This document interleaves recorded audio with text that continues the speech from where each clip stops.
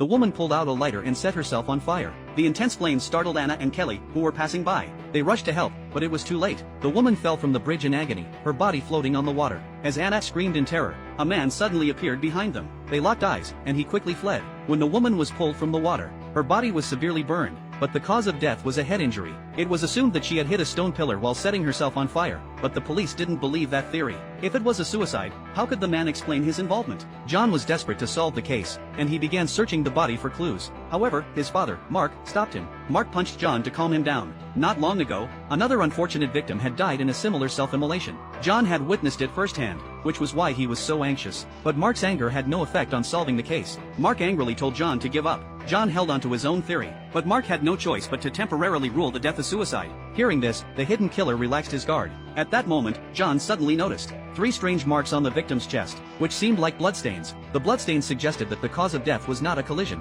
The killer had attacked from behind. The blood splattered onto the killer. As he held the body, the blood left marks on his chest. This meant the victim had already died before setting herself on fire, and the man who ignited her and pushed her off the bridge was the killer. But the man was far from her, and no one knew how the killer had acted. John was confused, and Conan also felt something was off. At that moment, the police brought in 3 members of the tour group, but they had all been in the restaurant at the time, with no opportunity to commit the crime. However, the police also found a photo, showing the 2 victims who had been burned to death. In the top left corner of the photo was the tour organizer. Everyone suspected Lucas was the killer, and John immediately prepared to question him, but the 2 quickly fled the scene. Conan and John were frustrated, as there was no evidence to arrest anyone, but the bloodstains on the victim and the zipper marks made them suspect the killer might have worn clothes with a zipper. Suddenly, Conan and Hans had an idea. If the killer had worn those clothes, he could have made the victim struggle in the fire and jump into the water. It was possible he would continue to commit crimes. They decided to lure the killer out. After tracking, they found John, who had just left. Conan was about to call the police,